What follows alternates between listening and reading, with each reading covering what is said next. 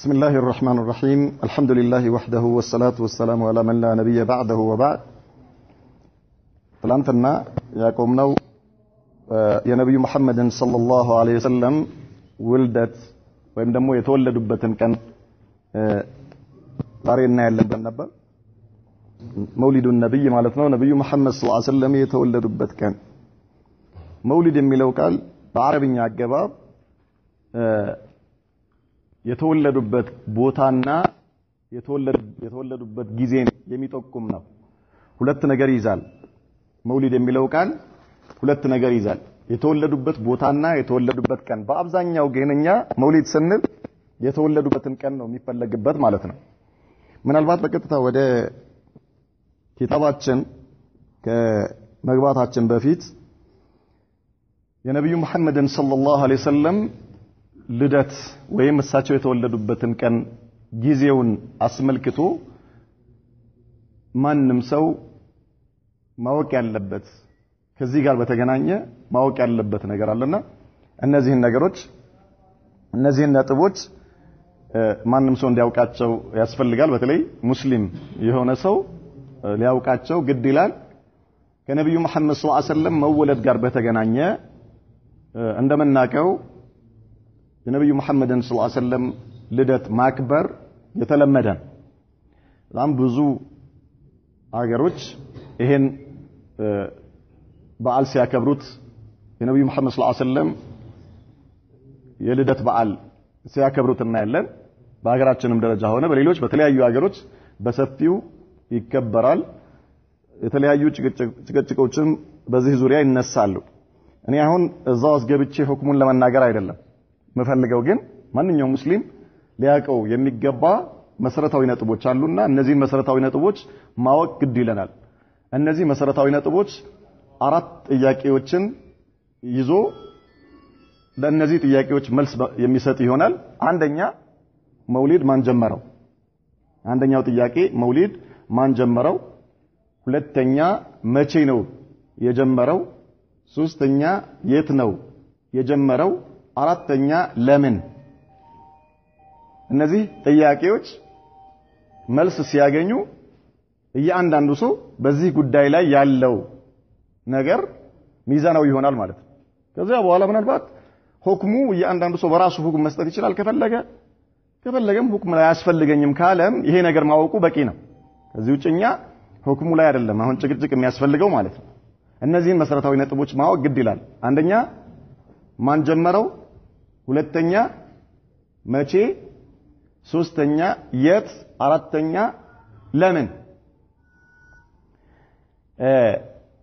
ማን ነው የጀመረው መውሊድ ማን ነው የጀመረው የሚለው የጀመረው አልሙዒዝ ሊዲንላህ የሚባል ንጉስ ነው የጀመረው አልሙዒዝ ሊዲንላህ የሚባል ንጉስ ይሄ ንጉስ እሱ ግብጽን በተቆጣጠረበት ጊዜ መስር ይባላል ምስር ማለት ግብጽ ማለት ነው ይሄ ንጉስ ፋጢሚዮች የሚባሉ ተራሚጣዎች የሚባሉ ኡበይዲዮች የሚባሉ ሰዎች ንጉስ ነበር በጣም ብዙ የሙስሊም ሀገሮችን ተቆጣጥረው ነበርና ግብጽን ሲቆጣጠሩ ይሄ ንጉስ ማለት ነው ግብጽ ውስጥ 6 መውሊዶችን እንዲጀመሩ አዘዘና 6 መውሊዶች ተጀመሩ አንደኛ የነብዩ መሐመድ ሰለላሁ ዐለይሂ ወሰለም መውሊድ ሁለተኛ የዓሊ ኢብኑ አቢ ጣሊብ መውሊድ ረዲየላሁ ዐንሁ ዓሊ ማለት አራተኛው የነብዩ መሐመድ ሰለላሁ ዐለይሂ ወሰለም ኸሊፋ ማለት ነው ሶስተኛ የሐሰን ማን ኢብን አሊ ኢብኑ አቢ ጣሊብ የዓሊ ልጃቸው ሐሰን ማለት ነው አራተኛ ሁሴንም የማን ልጅ ነው የዓሊ በሌላ አባባል የማን ልጆች ናቸው የፋጢማ የነብዩ መሐመድ ሰለላሁ ዐለይሂ ወሰለም የልጅ ልጅ ማለት ነው እነዚህ ሁለት ሐሰንና ሁሴን አምስተኛ የፋጢማ የራሷ የልደት በዓል ስድስተኛ የንጉሱ የራሱ የልደት በዓል 6 መውሊዶች አንደኛ የነብዩ መሐመድ ሰለላሁ ዐለይሂ ወሰለም ሁለተኛ የአሊ ኢብኑ አቢ ጣሊብ፣ ሶስተኛ የሐሰን ኢብኑ አሊ፣ አራተኛ የሁሴን ኢብኑ አሊ፣ አምስተኛ ፋጢማት ቢንት ረሱልላህ ሰለላሁ ዐለይሂ ወሰለም፣ ስድስተኛ ደግሞ የራሱ የመሪው መውሊድ እንዲጀመር አደረገ።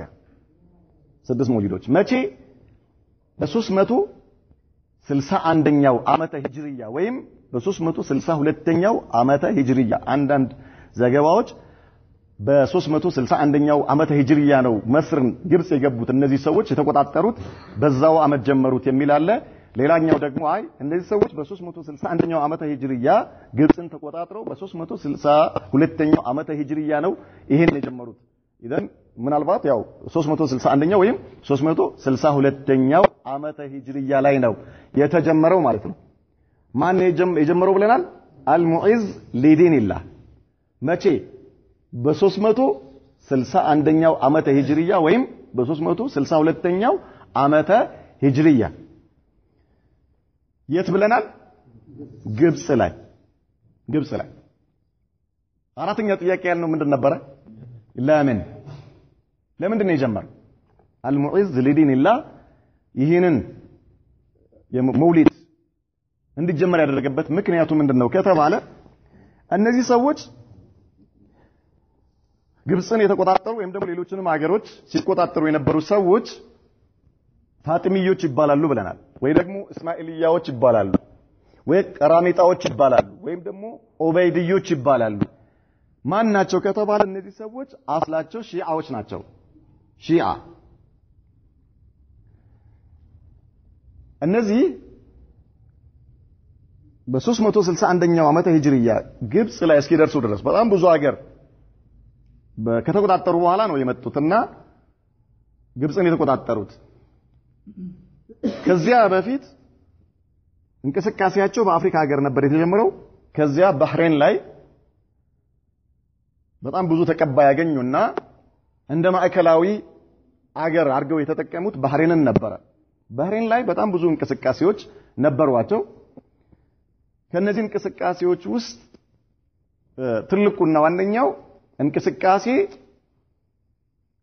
የዘረፋ እንቅስቃሴ ነበር ሲያካሂዱ ነበሩት። ወደ ሐጅ የሚመጡትን ሰዎች በየመንገዱ እየጠበቁ ምን ማድረግ አቅማቸውን ለማዳበር ሲሉ የኢኮኖሚ አቅማቸውን ለማዳበር ከየሀገሩ ወደ ሐጅ የሚመጡትን ሰዎች መንገድ ላይ እየጠበቁ ምን ማድረግ ነበር?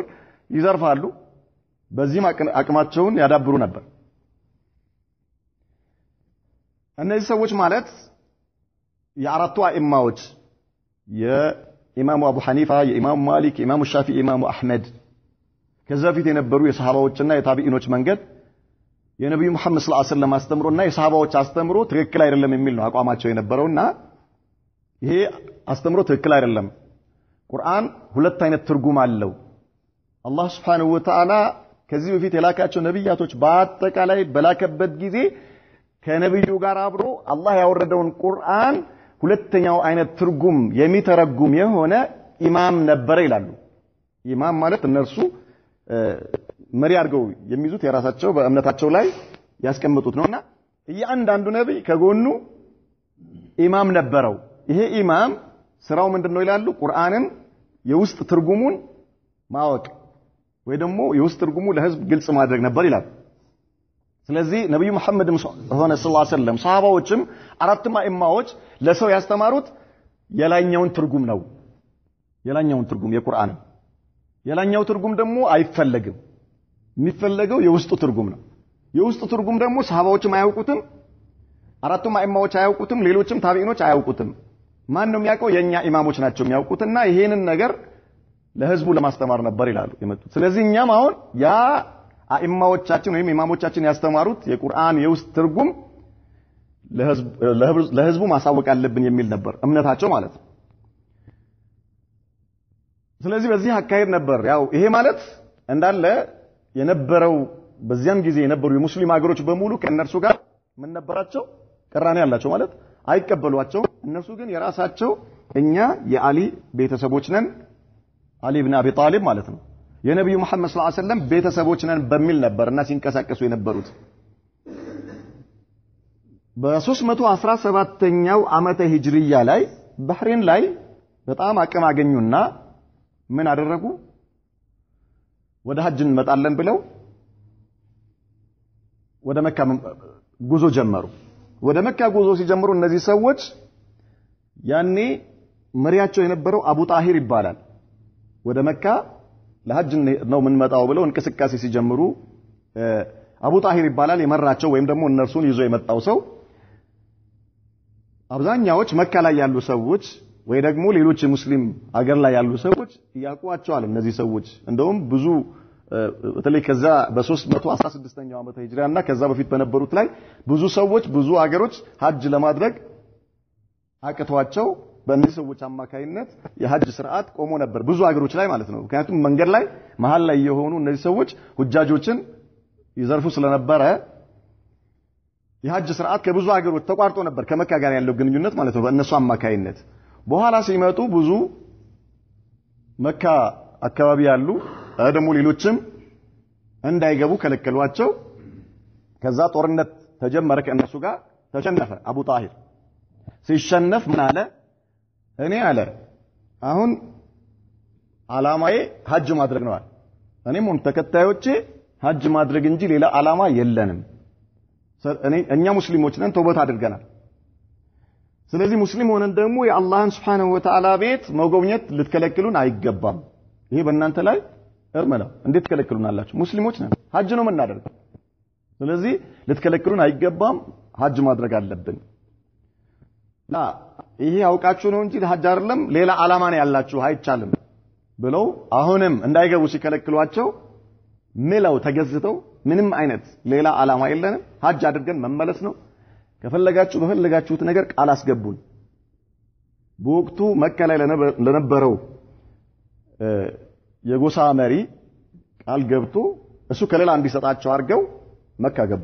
እነዚህ ሰዎች በ317ኛው ዓመተ ሂጅሪያ መካ ገቡና መካ ላይ ከተለያየ ሀገር የሚመጡ ሁጃጆች መጥተዋል ብለው ሲያምኑ ዙልሂጃ በገባ የዙልሂጃ የሐጅ ወር ማለት ነው ከገባበት በማግስቱ ምናምን ጀምረው እነዚህ ሰዎች እንቅስቃሴ ጀመሩ መካ ላይ። ምን አይነት እንቅስቃሴ? ሰዎችን ለሐጅ የመጡትን ሰዎች መዝረፍና መግደል ጀመሩ።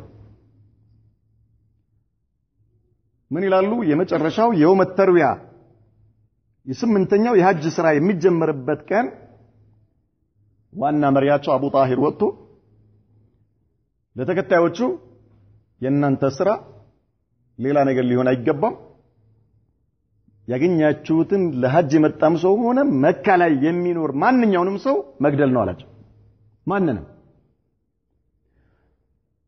ወደ 30,000 የሚሆኑ ለሐጅ የመጡ ሰዎች የውመ ተርዊያ በካዕባ ዙሪያ ታረዱ። የዛን ቀን ለሐጅ የመጡ ሰዎች ማለት ነው።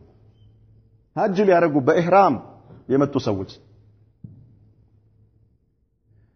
ከዚያ በኋላ ምን አድርጉ አላቸው?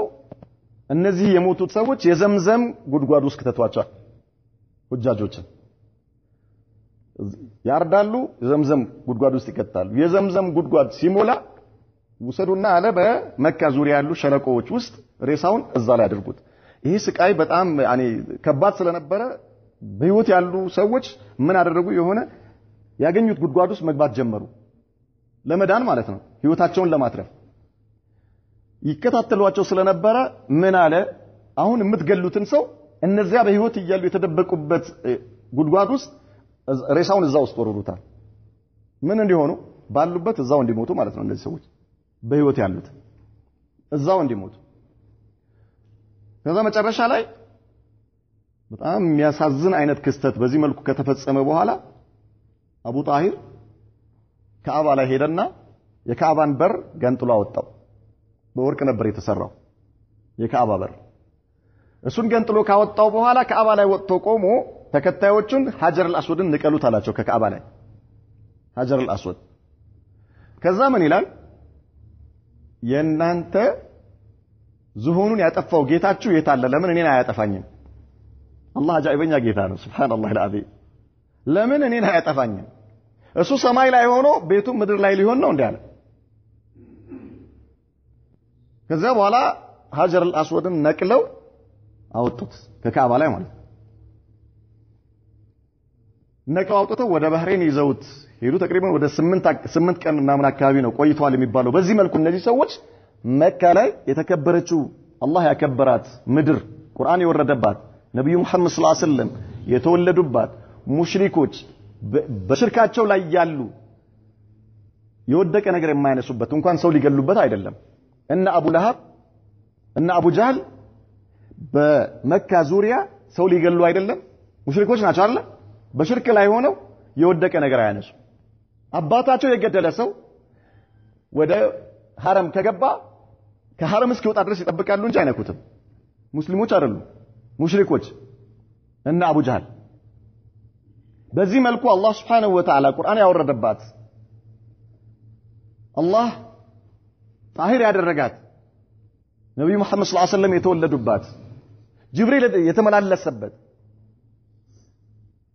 ነብዩ መሐመድ ሰለላሁ ዐለይሂ ወሰለም መልእክታቸው የጀመሩበትና እስማኤል ከነብዩላህ ኢብራሂም ጋር የሰሩት ካዕባን በዚህ መልኩ ክብሩን ገፈው እዛ ላይ የሙስሊሞች ደም አፍሰው ይሄን ፈጽመው እነዚህ ሰዎች ወዴት ሄዱ ወደ ባህሬን ተመለሱ አሁን እነዚህ ሰዎች ከዚያ በኋላ ቀደም እንዳልነው ምን አደረጉ በጣም አቅም አግኝተው የተለያዩ የሙስሊም ሀገሮችን እየተቆጣጠሩ በ361ኛው ዓመተ ሂጅሪያ ላይ ግብጽን ምን አደረጉ ተቆጣጠሩና ግብጽ የነሱ ሀገር ሆነች አሁን እነዚህ ሰዎች ሙስሊሞች አእምሮ ውስጥ ታሪካቸው ምንድነው የተበላሻል መጥፎ ታሪክ ነው ያላቸው ሙስሊሞች በአለም ላይ ያሉ ሙስሊሞች ስለነርሱ ታሪካቸው የባቢል የ40 ምናምን ዓመት ታሪክ ነው በጣም ይታወቃል ስለዚህ አሁን ምን ማድረግ አለባቸው ምን አሉ ከሙስሊሞች አእምሮ ላይ የኛ ጥላቻ ማውጣት የምንችለው ይሄ ታሪካችን ሊጠፋ የሚችለው በሙስሊሞች ደም የጨቀየው እጃችን ሊታጠብ የሚችለውና የሙስሊሞችን ልብ መግዛት የምንችለው ነብዩንና የነብዩ መሐመድን ሰለላሁ ዐለይሂ ወሰለም ቤተሰቦች እንወዳለን ብለን ብቻ ነው አሉ ሙስሊሞች በዚህ ሲመጡባቸው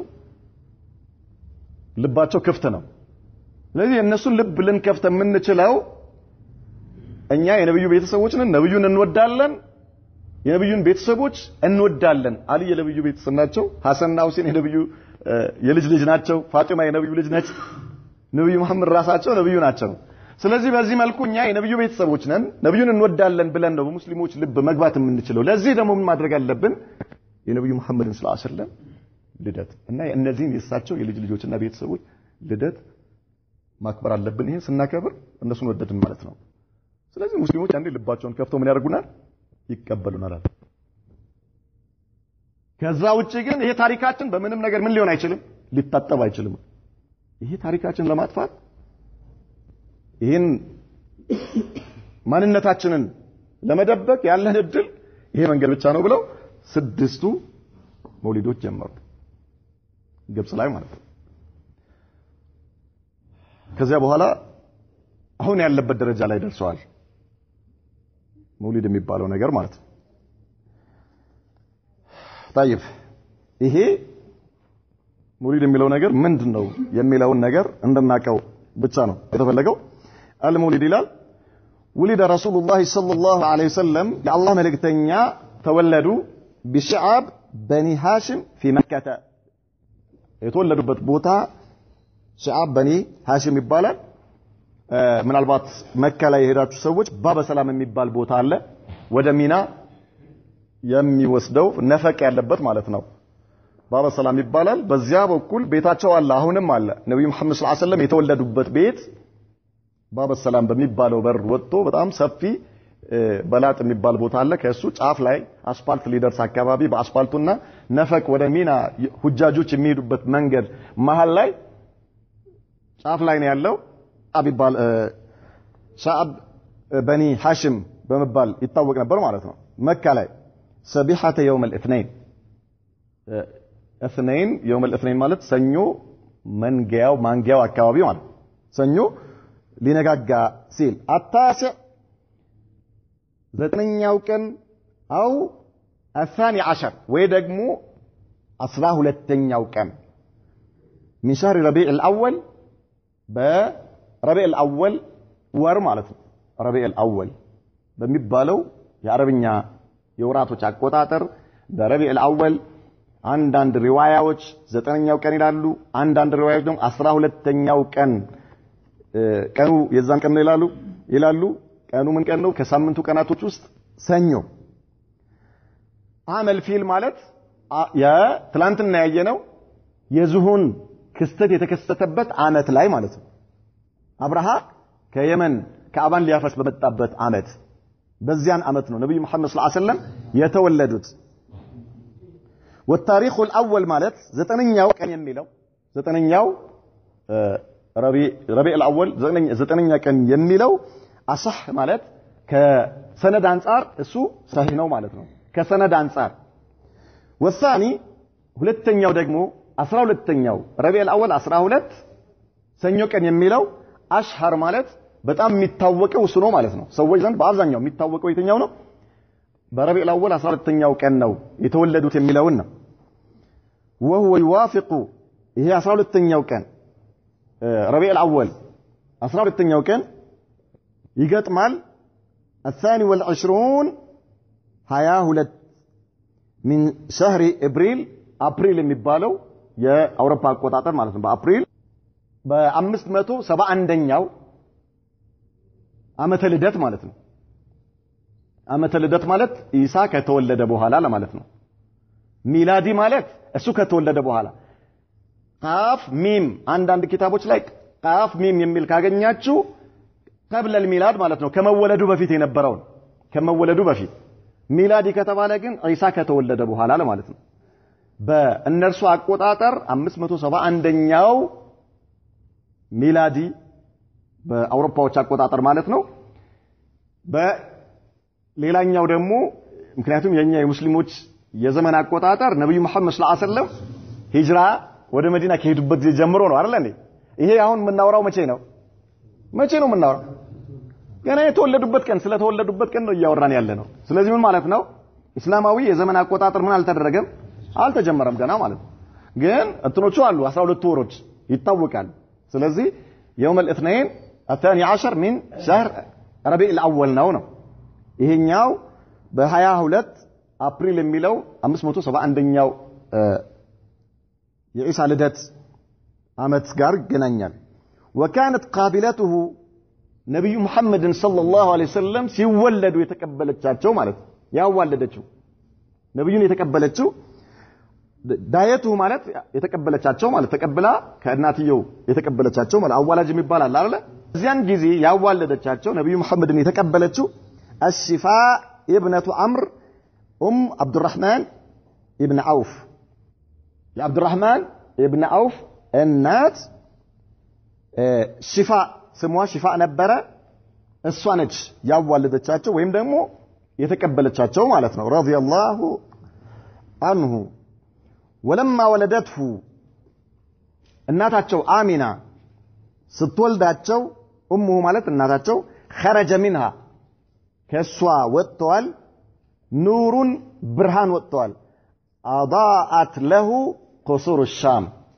የሶሪያ ላይ ያሉ ህንጻዎች የብርሃኑ ፍንጣቄ እነሱ ላይ በርቶ ታይቷል መካ ላይ ነብዩ መሐመድ ሰለላሁ ዐለይሂ ወሰለም ስትወልዳቸው አሚና ከማህፀኗ የወጣው ብርሃን ሻም ወይም ደግሞ ሶሪያ ላይ ያሉ ህንጻዎች ላይ ነጸብራቁ ምን ሆኗል ታይቷል ይሄኛው ሪዋያ ደረጃው ሐሰን ድረስ ይሄዳል ይላሉ ዑለማዎች ከዚህ ውጪ ግን ነብዩ መሐመድ ሰለላሁ ዐለይሂ ወሰለም ሲወለዱ ወይ ደግሞ በሳቸው አወላለድ ዙሪያ የተወሩ ነገሮች በአጠቃላይ ከሰነድ አንፃር ዳኢፎች ናቸው ኢዕቲዳድ አይደረግባቸውም ሰነድ ሳይጠቀሙ ዝም ብሎ ታሪክ የሚጽፉ ሰዎች በጣም ብዙ ነገር ነው የሚጽፉት ነገር ግን ይሄኛው አሚና እሳቸውን ስትወልድ ብርሃን ከሷ ወጥቶ እስከ ሻም ድረስ ሻም ላይ ያሉ ህንጻዎች ላይ መታየቱ ይሄ ደረጃው እስከ ሐሰን ድረስ ይደርሳል ይላል ወአርሰለት አይ ኡሙሁ ማለት ነው እናታቸው ላከች ኢላ ጀዲሂ አብዱል ሙጣሊብ ወደ አያታቸው ላከች አባታቸው የሉም በህይወት የሉም ሞተው ነበር ትላንት እንዳየነው ማለት ነው تبشره بولادته የወንድማ የልጅ ልጃቸው ማለት የልጃቸው ልጅ ማለት ነው የአብደላህ ልጅ እንደተወለደ ልታበስራቸው የምስራች እንዲነገራቸው ላከች فجاء عبد المطلب አያትየው ሲሰሙ መጡ مستبشرا مسرورا በጣም ተደስተው ፊታቸው ፈክቶ መጡ ወደ አሚና ማለት ነው وحمله ህፃኑን ተቀበሏት ከማን ገና የተወለደው እኮ ነው ገና አሁን የተወለደው ህፃን አብዱል ሙጠሊብ መጥቶ ከእናትየው ላይ ተቀብለው ደም ነው አይደል ገና ልጅ ሲወለድ ተሸክሙ አብዱል ሙጠሊብ ተሸከማቸውና فادخله الكعبه ይዘዋቸው ወደ ካዕባ ሄዱና ካዕባ አስገቧቸው ነብዩ መሐመድን ሰለላሁ ዐለይሂ ወሰለም وشكر الله መስገኑ አብዱል ሙጠሊብ ودعاه الله ለመኑት ዱዓ አደረጉ وسماه محمدا ስማቸውን ሙሐመድ ሰለላሁ ዐለይሂ ወሰለም ብሎ ጠራቸው ማን አብዱል ሙጠሊብ አያታቸው ማለት ነው የነብዩ መሐመድ ሰለላሁ ዐለይሂ ወሰለም አያት ረጃአ ان يحمد ማለት ሰዎች እንዲያመሰግኑት የተመሰገነ ምስጉን የሆነ ህፃን እንዲሆን ከመመኘት ምስጉን ነው የተመሰገነ አርግልኝ በሚል ንያ ሙሐመድ አልዋቸው وختنه يوم سابعه وأقى عنه ማለት አቂቃ አደረጉላቸው ማለት አቂቃ ማለት አንድ ህፃን ልጅ በተወለደ በሰባተኛው ቀን የሚታረደው እርድ አቂቃ ይባላል ደም ማፍሰሱ አርዶ ለዛ ህፃን ደም ማፍሰስ ምን ይባላል አቂቃ ይባላል ሐቂቃ አይደለም በጣም ብዙ ወንድሞች ሐቂቃ ይላሉ هذا خطأ ሐቂቃ ይባላል ሐቂቃ ማለት እውነት ማለት ነው አቂቃ ማለት ደግሞ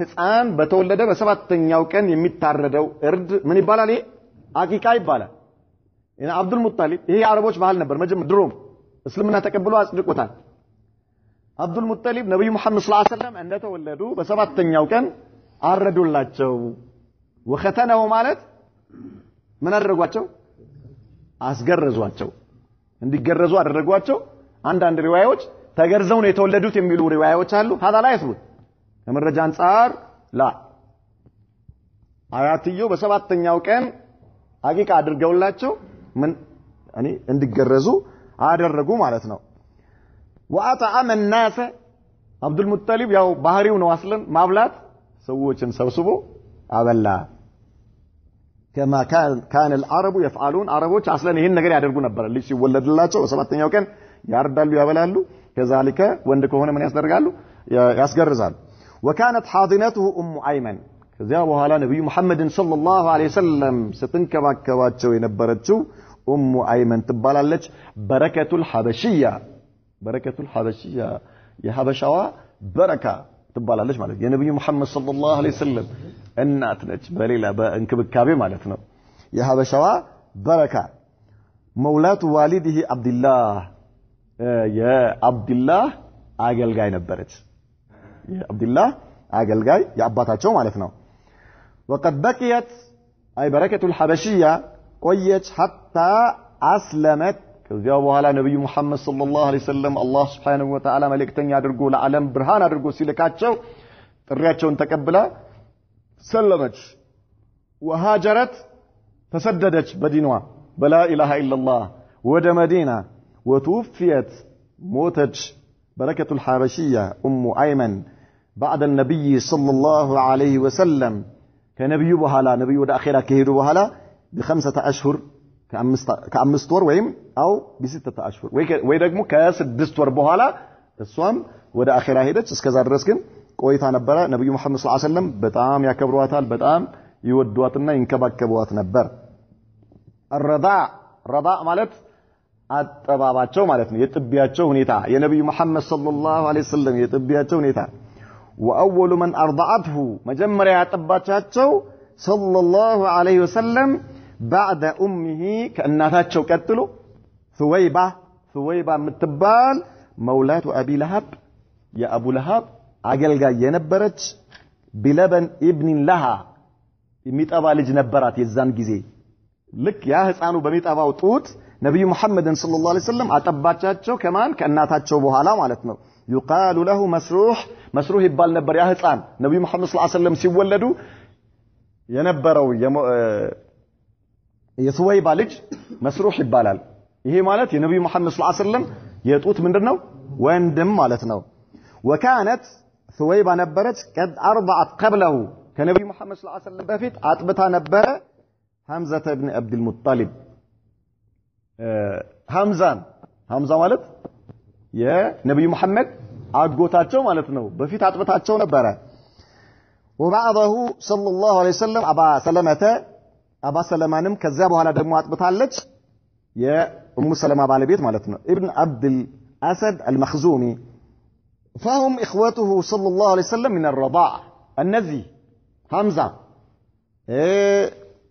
ابو سلمة كذلك مسروح يا نبي محمد صلى الله عليه وسلم የጡት ምኖች ናቸው ወንድሞች ናቸው ማለት ነው።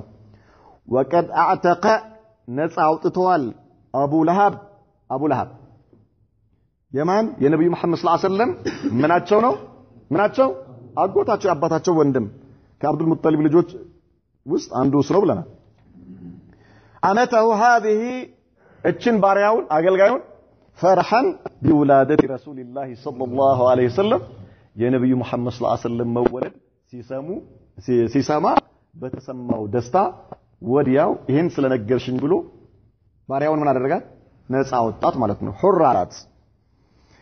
ወላኪነሁ ነገር ግን ይህ ሰው በሳቸው መወለድ በዚህ መልኩ ተደስቶ እሱ ጋር የነበረችውን አገልጋይ ባሪያውን ሁር ነሽ አንቺ ነፃ ነሽ ከዛሬ ጀምሮ ብሎ ሁር ያለ ሰው ሳረ ሆነዋል من ألد أعدائه የነብዩ መሐመድ ሰለላሁ ዐለይሂ ወሰለም ቀንደኛ ጠላታቸው ሆነ። ቀንደኛ ጠላታቸው መቼ حينما قام بالدعوة إلى الإسلام ነብዩ መሐመድ ሰለላሁ ዐለይሂ ወሰለም አላህን ብቻ አምልኩ የሚል ዳዕዋ ማድረግ ሲጀምሩ ማለት ነው። ከአላህ ውጭ የሚመለክ ነገር በአጠቃላይ ባጢል ነው፣ አላህን ብቻ አምልኩ ማለት ሲጀምሩ በመወለዳቸው ምክንያት ደስታ ተሰምቶት ባሪያውን ነፃ ብሎ የነበረው አቡ ለሃብ የነብዩ መሐመድ ሰለላሁ ዐለይሂ ወሰለም ቀንደኛ ጠላት ሆነ። ቁጥር 1 ጠላታቸው ሆነ። ነስአል አላህ ሰላመተ ወልአፊያ አላህ ይጠብቀን። في بني سعد ነብዩ መሐመድ ሰለላሁ ዐለይሂ ወሰለም በኒ ሰዓድ የሚባሉ ጎሳዎች ዘንድ كان من عادة العرب عربوች ባህል የታወቀ ነበረ من أن يلتمسوا المراضع لمواليدهم في البوادي عربوች ልጅ ሲወለድላቸው ባህላቸው ምንድን ነበረ ከገጠር አጥቢ መፈለግ ገጠር ካሉ እናቶች ልጆቻቸውን የሚያጠባላቸው ሰው ፈልጎ መስጠት ይሄ የተለመደ ነበረ። إبعادا لهم عن أمراض الحواضر ይሄን የሚያደርጉት ለምንድን ነው? ህፃኑን ለማራቅ ሲሉ ከተማ ካለው በሽታ ከተማ አካባቢ የአየር መበከል አለ፣ የተለያዩ በሽታዎች የተለያየ ነገር ስላለ ከዚህ ለማራቅ ብለው ምን ያደርጋሉ? ህፃናቸውን ገጠር ሄዶ እንዲያድግ አጥቢ ፈልገው ይሰጡ ነበረ። حتى تشتد اعصابهم ማለት يعني اعصابهم ጡንቻቸው ምን እስኪጠነክር ድረስ የህፃኑ ጡንቻ እስኪጠነክር ድረስ ማለት አጥንቱ እስኪበረታ ድረስ وليتقنوا اللسان العربية في مهدهم በአንቀልባ ውስጥ ሆነው የአረብኛን ቋንቋ በደንብ እንዲያውቁ በደንብ ትክክለኛ የሆነው ማለት ከተማ ላይ ያለው አረብኛ የተደበላለቀ ነው። ገጠር ያለው አረብኛ ግን ንጹህ ቁርአን የወረደበት አረብኛ ስለሆነ ህፃኑ ሲወለድ ገጠር ሄዶ ትክክለኛ የሆነውን አረብኛ እንዲማር ይፈልጋሉ። ያልተበከለ የሆነ ያልተቀላቀለው ትክክለኛው አረብኛ እንዲማርላቸው ስለሚፈልጉ ይሰጣሉ። ወዴት? ወደ ገጠር ተወስዶ የተወሰነ ጊዜ እዛ እንዲጠባና እንዲያድግ وقدر الله أن جاءت نسوة من بني سعد ابن بكر ابن حوازن يطلبن الرضاعة أو فعرض النبي صلى الله عليه وسلم عليهن كلهن الله فلقنا ሴቶች መጡ ከበኒ ሰዓድ ከሚባል ጎሳ ሴቶች መጡ። ወዴት? ወደ መካ ማለት ነው። ወደ ከተማ መጡ። ምን ፍለጋ? የሚያጠቡትን ልጅ ፍለጋ ማለት ነው። ልጅ ይዘው ለመሄድ ሲመጡ እነዚህ ሴቶች የሚወስዱት ልጅ አባት ሊኖረው ይገባል። ለምን? እነርሱ ምን ይፈልጋሉ? ኺድማ ይፈልጋሉ ከልጁ አባት። እነርሱ ህፃኑን ወስደው ሲንከባከቡ እነርሱን ደግሞ የሚንከባከብ ምን ያስፈልጋል? ወላጅ ያስፈልጋል። ሲያዩዋቸው አባትዮ የታለ አባት የለውም ይባላሉ አስተግፍሩላህ እኛ አባት የሌለው ህፃን የሚያደርግልናል ጥሎ ይሄዳል ያችም ትመጣለች አባቱ የታለ የለም ጥላት ሄዳለች ያችም ትመጣለች አባቱ የታለ የለም ጥላት ሄዳለች ሁሉም እንቢ አሉ فأبين أن يرضعنه لأجل يتمه የቲም ስለሆኑ ምን ያደርግልናል የቲም ልጅ ወስደን ምን ያደርግኛ ስላል ያው የተወሰነ ድጎማ ስለሚያስፈልገን ያን ድጎማ እኛን የሚخدመን ሰው ስለምንፈልግ ነው ህፃኑን እያሳደግን እየተንከባከብን ስለዚህ ይሄ ደግሞ የቲም ነው አባት የለውም ማንኛ ምን ያደርግልናል ይሄ ምንም አይጠቅመንም ይያሉ ተዋቸው ወለም ተጅድ እህደ ንስወቲ ከእነዚህ ከገጠር ሴቶች ከመጡት ውስጥ አንደኛዋ ሴት አላገኘችም ይዛው የምትሄድ ነብዩ መሐመድ ሰለላሁ ዐለይሂ ወሰለም የሚቀበላቸው የሚያቅፋቸው አጡ ከገጠር ሴቶች እሷ ደግሞ የምታቅፈውና ይዛው የምትሄደው ህፃን አጣች ስትፈልግ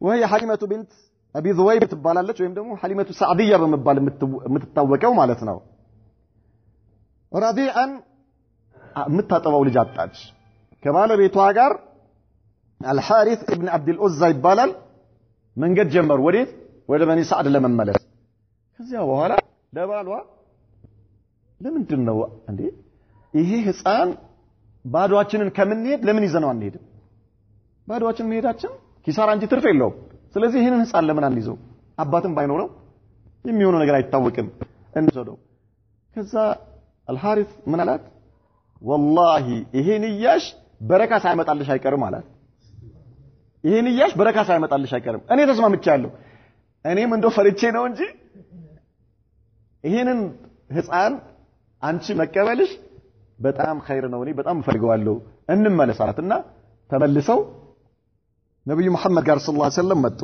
وحذيت به حذوة اغتبط لها الآخرون ከዚያ በኋላ ትልቅ የሆነ ድል አላህ ሰጣት ሌሎች የሚቀኑባት አይነት የሆነ ማለት ነው ወስሙ አቢ ዱአይብ ዙወይብ ዋሊዱ ሐሊማ ይሄ ማለት የሐሊማ አባቷ አቢ ዙወይብ የሚባለው ማለት ነው ስሙ ማን ነው አብዱላህ ኢብኑ ሐሪስ ይባላል ነገር ግን ይሄኛው ለቀብ ነው ባለፈው እንዳልነው አሸንፉ በዛ ነበር የሚታወቀው ወስሙ ዘውጂሃ ባለቤቷ ስሙ አልሐሪስ ኢብኑ አብዱል ኡዛ ይባል ነበር ወኪላሁማ ሁለቱም አባቷም ባሏም ሚን ሰዕድ ኢብን በክር ኢብን ሐዋዚን ከአንድ ጎሳ ናቸው ሁለቱም አባቷም ባለቤቷም ማለት ነው ወአውላዱ الحارث የሐሪስ ኢብን አብዱል ኡዛ የሚስትየው የባልየው ማለት ነው የሐሊመቱ ሰዕዲያ ባል ማን ነው ብለናል አልሐሪስ ኢብን አብዱል ኡዛ የሱ ልጆች ምንድናቸው ኢኽወቱሁ ሰለላሁ ዐለይሂ ወሰለም من الرضاعه የነብዩ መሐመድ ሰለላሁ ዐለይሂ ወሰለም የጡት ምኖች ናቸው ወንድሞች ናቸው መጀመሪያ ስንት ወንድም አላቸው ብለናል 3 ወንድም መስሩህ ሐምዛ كذلك من ሰለመተ ነው አቡ ሰለማ አሁን ደግሞ የአልሐሪስ ኢብኑ አብዱል ኡዛ ልጆች የነብዩ መሐመድ ሰለላሁ ዐለይሂ ወሰለም የጡት ወንድሞች ናቸው እነማን ናቸው እነሱ አብዱላህ አንደኛ ኡነይሳ ሁለተኛ ወጁዳማ ሁለት ሴትና አንድ ወንድ ሶስት የአልሐሪስ ኢብኑ አብዱል ኡዛ ልጆች ማለት ነው ስለዚህ ነብዩ መሐመድ ሰለላሁ ዐለይሂ ወሰለም እስካሁን ስንት አላቸው የጡት ወንድም 6 4 ወንድምና 2 እህት ማለት ነው وهي جدامة የምትባለው الشيماء ትባላለች شيماء لقب ነው ይሄም غلب على اسمها شيماء በመባል ነው የምትታወቀው وكانت تحضن رسول الله صلى الله عليه وسلم هذا وصلى الله وسلم وبارك على نبينا محمد وعلى آله صحبه وسلم